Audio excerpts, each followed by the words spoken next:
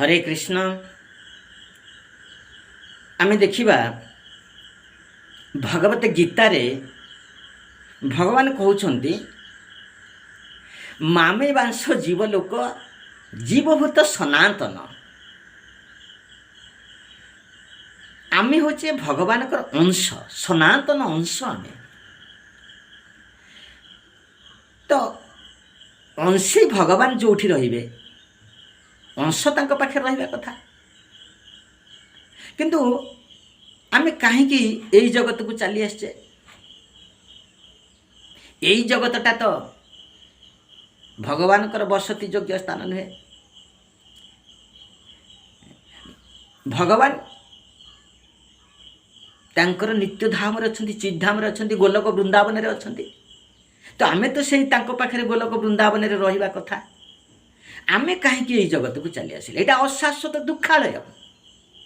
एठी केवल दुःख अछि, एठी सुखर प्रश्न नहीं। 84 लक्ष जीव जोनि रे जीव केवल भ्रमण करुछि, सुख अन्वेषण करुछि। ए जोनि से जोनि, से जोनि से जोनि, 14 भुवन रे भ्रमण करुछि। सुख पाइबार प्रश्न नहीं, कारण एटा अशाश्वत दुःखालय। तो प्रश्न उठुचे ये अशाश्वत दुःखालय को जीव काहेकि आसिला? आमे काहेकि एठिक आसिले? एटा हमर बसति योग्य स्थान नुहे, एटा हमर विचरण करिवार स्थान नुहे। किंतु आमे एठी काहेकि विचरण करूछे? तार एकमात्र कारण होची जीव नित्य कृष्ण दास भगवान छाकरे निकटस्थ माया तारे जापटिया धरे। आमे भगवान कृष्ण कर दास, अंश। आमे अंशर कार्य होची अंशी भगवान कर सेवा करिवा। आमे सेवा छाड़ी भोग करने को इच्छा करे। सेवा इच्छा छाड़ी भोग इच्छा कले निकटस्थ माया तारे जापटिया धरे। भगवान कर माया शक्ति पाखे पाखे अच्छी। आमे कृष्ण विमुख हेले, आमे जे पर्यंत कृष्ण को मुख को चाहिए तो माया आमर किछि करि पारनी। जेतेबेले आमर कृष्ण विमुख हेले माया हमको धरी नहीं भोग करिवो आ एई जगत को आ। तेणु यही जगत रे से आमको बांधी रखी, संसार बंधन रे बांधी रखी। से आमको गोटे संसार दे, से संसार भितर गोटे कर्म दे, से कर्म रूपक बंधन रे से आमको बांधी रखी। सत्व रज तम तीनोटी गुण रे आमको बांधी रखी। गुण निगड़ जाले ह कलयति।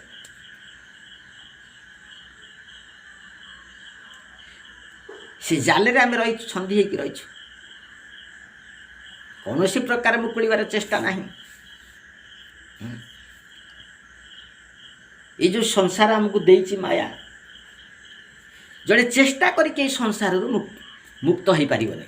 जदिओ जीवटा मुक्त होगा कि चाहूछि किंतु सहजरे मुक्त हो पारिबने। पुनश्च भगवान कहते दैवी हसा गुणमयी मम माया दूरतया मामी बचे प्रपद्यन्ते माया में तांग तरंती थे। यदि प्रकृत रे जने किए मुक्ति पाइबा पई इच्छा करूची तो कृष्ण कहते मोर जो माया शक्ति या को अतिक्रम करी जीवा भली शक्ति काहारी नाही, कौन सी जीव पाखरे नाही।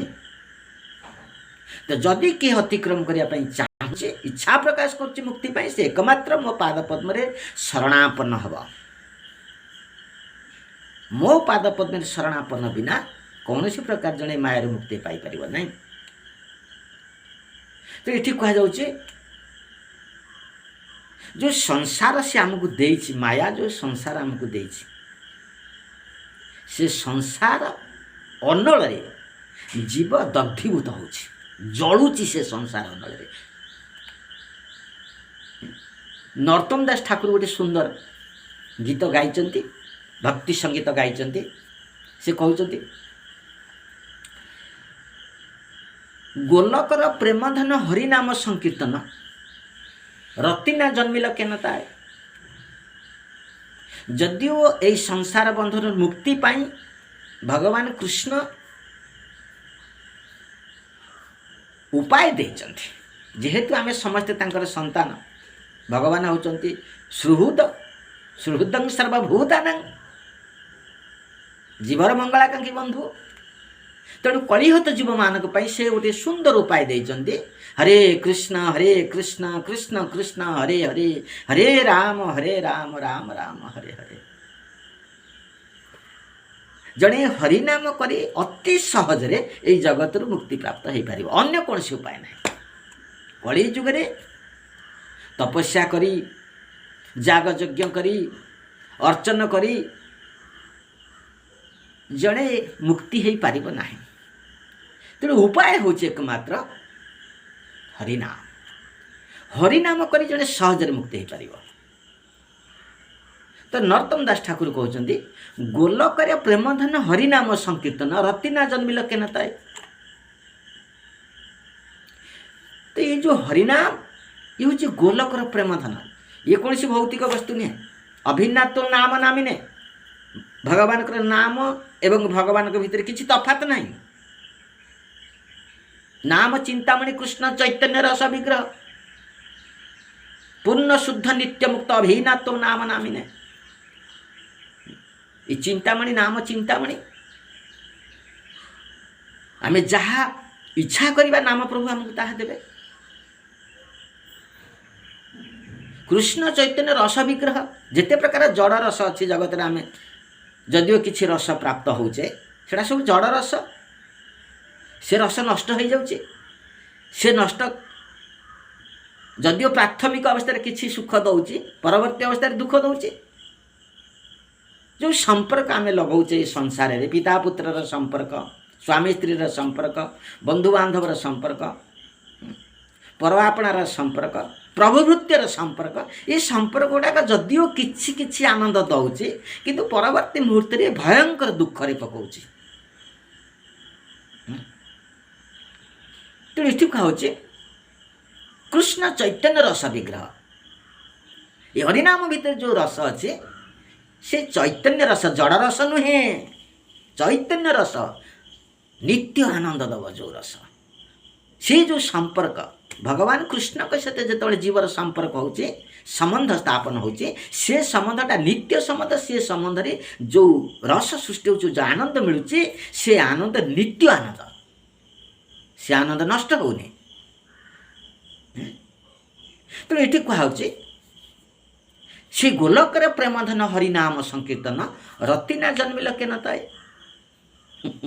ଯଦିଓ ହରିନାମ ହେଉଛି, ଆମେ ଦେଖିବା ଜଗତରେ ଅନେକ ହରିନାମ ଅଛି, ସବୁ ଜାଗାରେ। କେଉଁଠି ହରିନାମ ନ ହେଉଛି? ପ୍ରତି ମୁହୂର୍ତ୍ତରେ ପ୍ରତି ସ୍ଥାନରେ ହରିନାମ ହେଉଛି। ରତି ଉତ୍ପନ୍ନ ହେଉଛି କି? ସେ ନାମ ପ୍ରତି ରତି ଉତ୍ପନ୍ନ ହେଉଛି, ପ୍ରେମ ହେଉଛି। ସେଇ ହରିନାମ ଭିତରେ ଯେଉଁ ପ୍ରେମ ଅଛି, ସେ ପ୍ରେମ ଜଣେ ପ୍ରାପ୍ତ ହେଉଛି। ସେ ପ୍ରେମ ପ୍ରାପ୍ତ ହେଲେ ଆଉ ବାନ୍ଧି ହେଇକି ରହିବନି। ଯେତେବେଳେ ଜଣେ ସେ ପ୍ରେମ, ହରିନାମ ଭିତରେ ଯେଉଁ କୃଷ୍ଣ ପ୍ରେମ ଅଛି, ସେ ପ୍ରେମ ଜଣେ ପାଇବ, ଏଇ ମାୟା ତାକୁ ଆଉ ବାନ୍ଧିକି ରଖିପାରିବନି। ତ ଆମେ ହରିନାମ କରୁଛେ, ଆମେ କାହିଁକି ପ୍ରେମ ପାଉନେ? କାହିଁ ପାଉନେ? ନା ଏଠି କୁହାହେଉଛି ସଂସାର ବିଷାଣଳେ ଦିବାନିଶି ହିଆ ଜଳେ ଯୁଡାଇତେ ନାକେଇ ଉପାୟ। ଏ ସଂସାର ରୂପକ ଯେଉଁ ଅନଳ, ଏ ସଂସାର ସ୍ତ୍ରୀ ପୁତ୍ର ପରିବାର ବନ୍ଧୁବାନ୍ଧବ ଆତ୍ମୀୟ ସ୍ୱଜନ, ୟାକୁ ନେଇକି ଯେଉଁ ଆମର ସଂସାର, ଏଇ ସଂସାରରେ ଯେଉଁ ଅନଳ ହୁ ହୋଇକି ଜଳୁଛି, ଆମେ ଚେଷ୍ଟା କରିକି ମଧ୍ୟ ସେଥିରୁ ମୁକ୍ତି ପାଇପାରୁନାହିଁ। ଜଣେ ଚେଷ୍ଟା କରୁଛି ମୁଁ ଏ ସଂସାର ବନ୍ଧନରୁ ମୁକ୍ତି ହେଇଯିବି, ସହଜରେ ପାଉନି ସେ।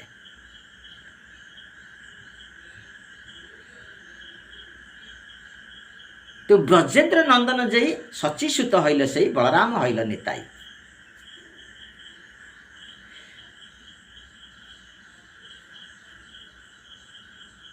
ବ୍ରଜେନ୍ଦ୍ର ନନ୍ଦନ ଯେଇ ସଚିସୁତ ହଇଲ ସେଇ ବଳରାମ ହଇଲ ନିତାଇ।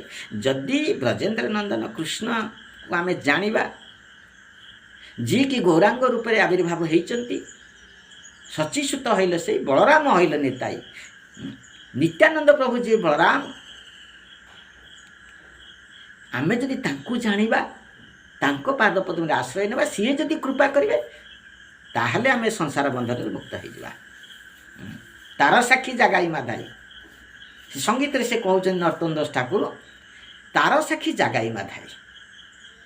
ବଳରାମ ନିତ୍ୟାନନ୍ଦ ପ୍ରଭୁ ଯଦି କୃପା କରିବେ ତାହେଲେ ଜଣେ ଏହି ସଂସାର ବନ୍ଧନରୁ ମୁକ୍ତି ହେଇପାରିବ। ନିତ୍ୟାନନ୍ଦ କିଏ? ଗୁରୁ ତତ୍ତ୍ୱ। ତାର ସାକ୍ଷୀ ଜାଗାଇ ମାଧେଇ, ସେ ଜାଗାଇ ମାଧେଇକି କୃପା କଲେ। ଆମେ ଜାଣିଛେ, ଚୈତନ୍ୟ ଚରିତାମୃତରେ ପଢ଼ିଛେ, ଶ୍ରବଣ କରିଛେ ଯେ ନିତ୍ୟାନନ୍ଦ ପ୍ରଭୁକୁ ଜାଗାଇ ମାଧାଇ ଯେଉଁ ପାଷାଣ୍ଡୀ ଥିଲେ, ମଦ୍ୟପ ଥିଲେ, ପାଷାଣ୍ଡୀ ଥିଲେ, ଦୁରାଚାରୀ ଥିଲେ, ତ ସେ ପ୍ରହାର କଲେ, ମାଧାଇ ପ୍ରହାର କଲେ, ତାଙ୍କ ମୁଣ୍ଡରେ ଆଘାତ କଲେ ନିତ୍ୟାନନ୍ଦଙ୍କ ମୁଣ୍ଡରେ। କିନ୍ତୁ ନିତ୍ୟାନନ୍ଦ ସେଥିରେ କିଛି କ୍ରୋଧିତ ହେଲେନି। ଅକ୍ରୋଧ ପରମାନନ୍ଦ ନିତ୍ୟାନନ୍ଦ, ସିଏ କ୍ରୋଧିତ ହେଉନାହାନ୍ତି। ସେ କହୁଛନ୍ତି, ହେ ମାଧାଇ, ମାଇଲୁ ଭଲ କଲୁ, ତୁ ମୋତେ ଆହୁରି ମାରେ, କିନ୍ତୁ କୃଷ୍ଣ କହ, କୃଷ୍ଣ କହ, ମୁଁ ତୋତେ କୃଷ୍ଣ କୁହାଇବି, ଯାଇ ଛାଡ଼ିବି, ତୁ କୃଷ୍ଣ କହ। ମାଡ଼ ଖାଇବା ପ୍ରେମ ଦିଆ। ତ ମାଡ଼ ଖାଇକି ପ୍ରେମ ପ୍ରଦାନ କରୁଛନ୍ତି ନିତ୍ୟାନନ୍ଦ ପ୍ରଭୁ। ଏଇଭଳି ବ୍ୟକ୍ତି ଆଉ କିଏ ଅଛି ଯେ କି ମାଡ଼ ଖାଇକି ଭଲ ପାଇବ, ପ୍ରେମ ପ୍ରଦାନ କରିବ? ତେଣୁ ଯିଏ ଗୁରୁ କୃପା ପ୍ରାପ୍ତ ହେଇଛି, ଯିଏ ଭଗବାନଙ୍କର ଆଶ୍ରିତ ହେଉଛି, ଚୈତନ୍ୟ ମହାପ୍ରଭୁଙ୍କର ଆନୁଗତ୍ୟରେ ଆସୁଥିବା ଭକ୍ତମାନଙ୍କର ପାଦପଦ୍ମରେ ଶରଣାପନ୍ନ ହେଉଛି, ସେଇ ଚୈତନ୍ୟ ଆନୁଗତ ଭକ୍ତଙ୍କ କୃପା ଯିଏ ପାଇଛି, ସିଏ ଏଇ ପ୍ରେମଧନ ପ୍ରାପ୍ତ ହୋଇପାରିବ। ଅନ୍ୟଥା ହରିନାମ ଭିତରେ ଯେଉଁ ପ୍ରେମ ଅଛି, ସହଜରେ ତାକୁ ପ୍ରାପ୍ତ ହୋଇପାରିବନି। ତେଣୁ ଏଠି କୁହାଯାଉଛି, ଗୁରୁଦେବ ଏଠି ବୁଝେଇଛନ୍ତି ଯେ ଆମେ ନାମ କରୁଛେ, ଭଜନ କରୁଛେ,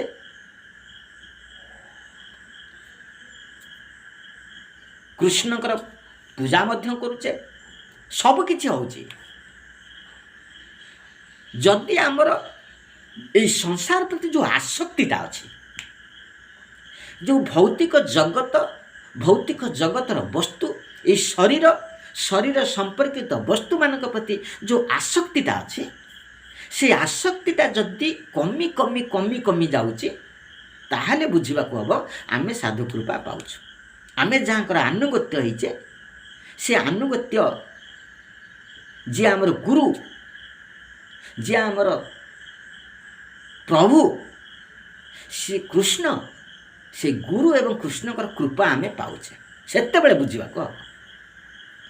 ଯଦି ଆସକ୍ତି କମୁ ନାହିଁ, ତାହେଲେ ଆମେ କୃପା ପାଇନାହିଁ। ତେଣୁ ଏଇ ଭୌତିକ ଆସକ୍ତି ଯେତିକି ହ୍ରାସ ହେବ, କୃଷ୍ଣ ଭକ୍ତି ଆସକ୍ତି ସେତିକି ବୃଦ୍ଧି ହେବ। କୃଷ୍ଣ ଭକ୍ତି ଆସକ୍ତି, କୃଷ୍ଣଙ୍କ ପ୍ରତି ସେବା କରିବାର ଇଚ୍ଛା ସେତିକି ବୃଦ୍ଧି ହେବ। ମାୟାର ସେବା କମିବ, କୃଷ୍ଣଙ୍କ ସେବା ବୃଦ୍ଧି ହେବ। ମାୟାର ସେବା, ଏ ଜଗତରେ ଆମେ ଯାହାର ସେବା କରୁଛେ, ଏ ଶରୀର ସେବା, ଶରୀର ସମ୍ପର୍କିତ ବସ୍ତୁମାନଙ୍କ ସେବା କରୁଛେ, ଆଉ କାହାର ସେବା କରୁଛେ? ଯାହା ଯେକୌଣସି ବସ୍ତୁ କୁହ, ପିତା କୁହ, ପୁତ୍ର କୁହ, ପତ୍ନୀ କୁହ, ଜଗତ କୁହ, ସାଇ ସମାଜ କୁହ, ବନ୍ଧୁବାନ୍ଧବ କୁହ, ଯାହାର ଆମେ ସେବା କରୁଛେ, ପଶୁପକ୍ଷୀ କଥା କୁହ, ସେ ସବୁ ମାୟାର ସେବା। କୃଷ୍ଣ ସେବା ଛାଡ଼ିକି ଆମେ ଆଉ ଯାହା ସେବା କରିବା, ଏମିତିକି ଦେବତାମାନଙ୍କ ସେବା ମଧ୍ୟ ମାୟାର ସେବା।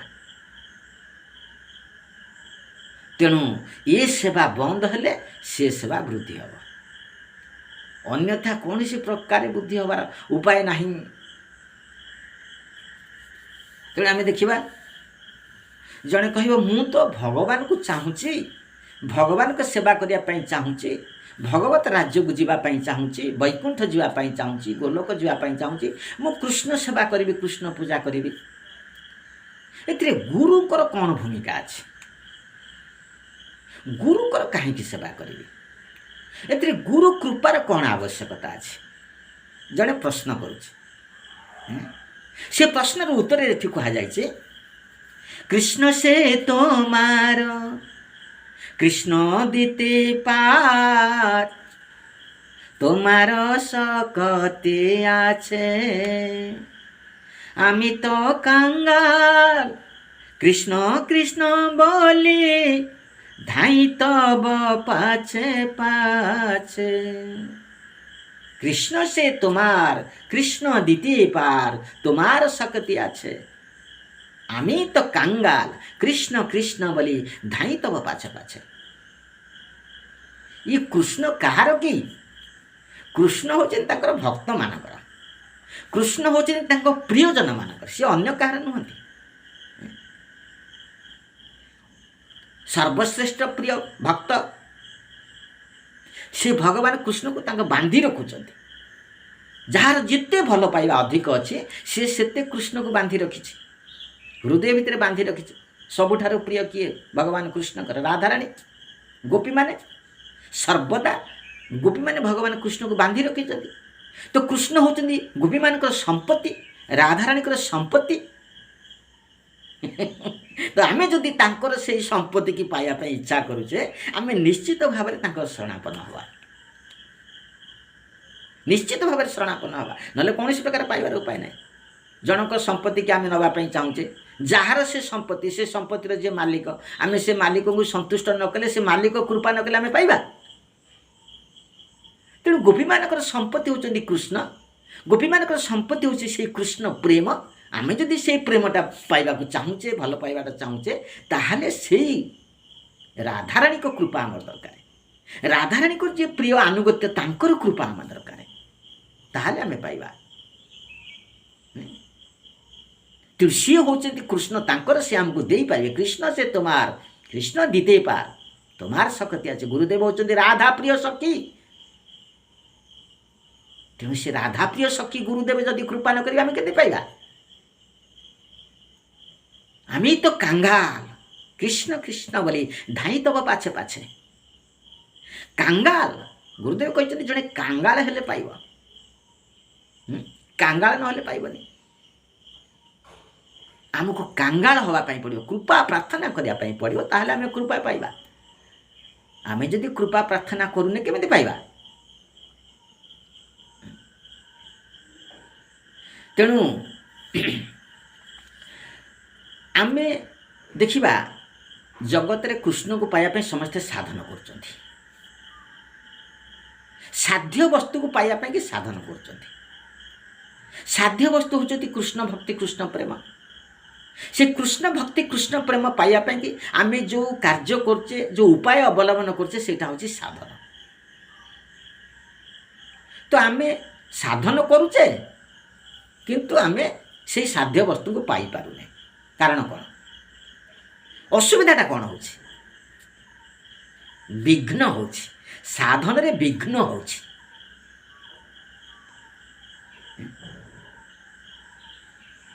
ସାଧନରେ ସନ୍ଦେହ ହେଉଛି, ସାଧନରେ କପଟ ରହୁଛି।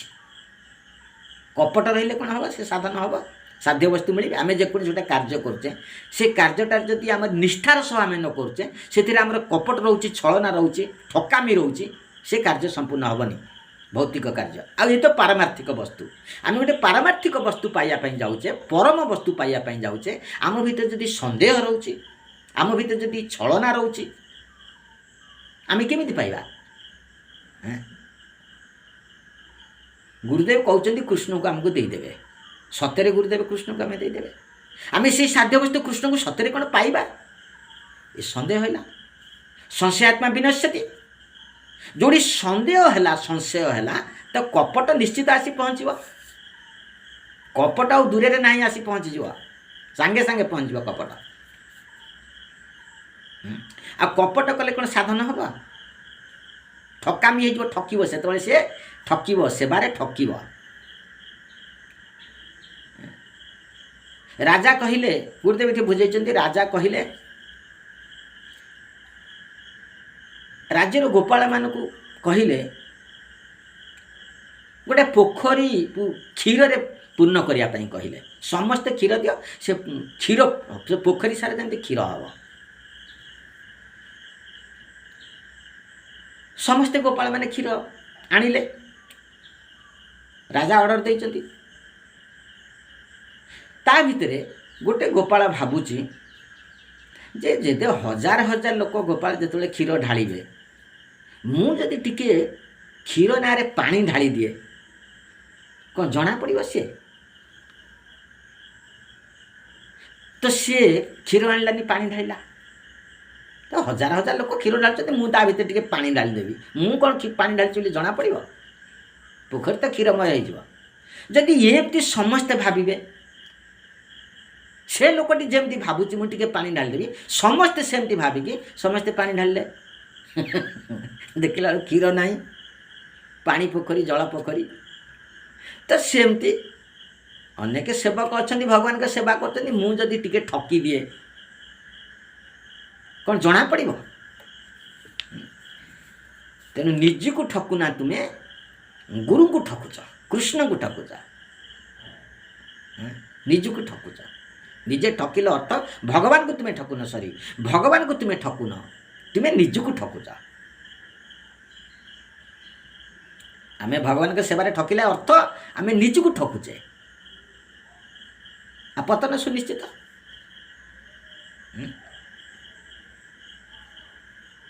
ତେଣୁ ଆମେ ମନୁଷ୍ୟ ଜନ୍ମ ପାଇଥିଲେ ଦୁର୍ଲଭ ଶରୀର, ଏଇଟା କୁହାଯାଉଛି। ଲବ୍ଧାଂଶୁ ଦୁର୍ଲଭ ଇଦଂ ବହୁ ସମ୍ଭବାତେ ମନୁଷ୍ୟମ ଅର୍ଥଦମ ନିତ୍ୟମ ଅପିହ ଧୀର। ବହୁ ସମ୍ଭବରେ ଭଗବାନଙ୍କ କୃପାରୁ ଆମେ ମନୁଷ୍ୟ ଜନ୍ମ ପାଇଛେ, ଏକାଥରକେ ପାଇନେ ଆମେ। ତେଣୁ ଯଦିଓ ଏ ଶରୀରଟା ଅନିତ୍ୟ, କିନ୍ତୁ ଏ ଶରୀରରେ ଗୋଟିଏ ମୂଲ୍ୟବାନ ଗୁଣ ଅଛି, ଯାହାକି ଆମେ ଗୋଟିଏ ମୂଲ୍ୟବାନ ବସ୍ତୁକୁ ମଧ୍ୟ ପାଇପାରିବା। କ'ଣ ସେଠି? ନା ପାରମାର୍ଥିକ ବସ୍ତୁ ଭଗବାନ କୃଷ୍ଣକୁ ଆମେ ପ୍ରାପ୍ତ ହୋଇପାରିବା ଏ ମନୁଷ୍ୟ ଶରୀରରେ। ତେଣୁ ଏଟାକୁ ଦୁର୍ଲଭ ଶରୀର କୁହାଯାଉଛି। ପଶୁପକ୍ଷୀ କୀଟ ପତଙ୍ଗ ସବୁ ଯୋନିରେ ଏ ଆହାର ନିଦ୍ରା ଭୟ ମୈଥୁନ ସମ୍ଭବ ହୋଇପାରିବ, କିନ୍ତୁ ସେଇ ସବୁ ଯୋନିରେ ଭଗବତ ପ୍ରାପ୍ତି ହୋଇପାରିବନି। ଏ ମନୁଷ୍ୟ ଜନ୍ମରେ ଭଗବତ ପ୍ରାପ୍ତି ହୋଇପାରିବ।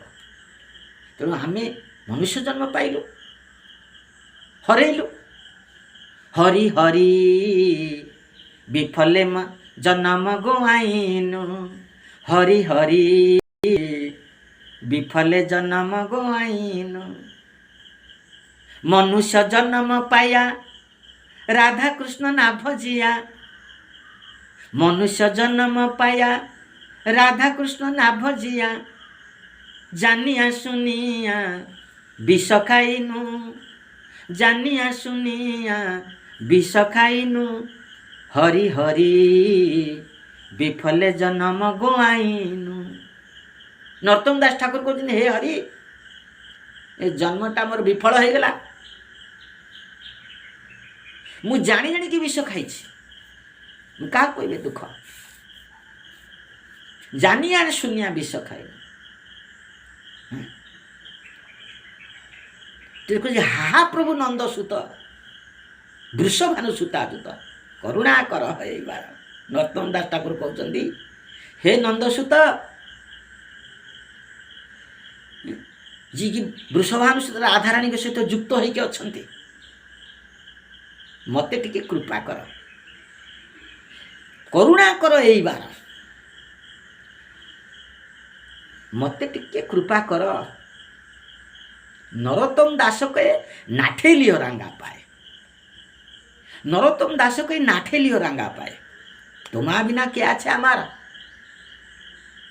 हे प्रभु, हे ब्रजेंद्र नंदन कृष्ण, हे राधाकांत, मत टिके कृपा कर। आपण से रंगा पादर रे मते स्थान दिंतु, ठेली दिंतुनि मते। भगवान कर पाद पद्म रंगा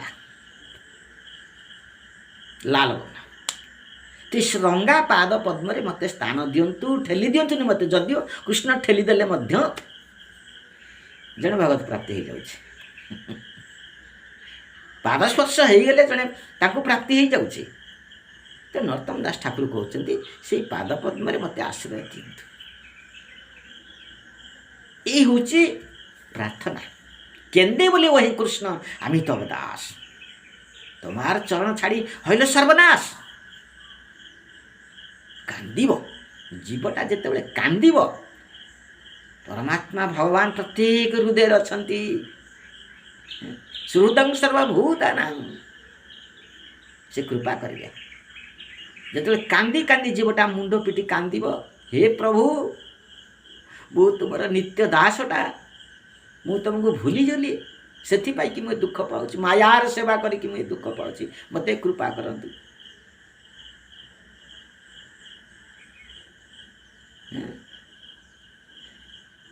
ଇଏ ହେଉଛି ପ୍ରାର୍ଥନା, ଜୀବର ଆର୍ତ୍ତି।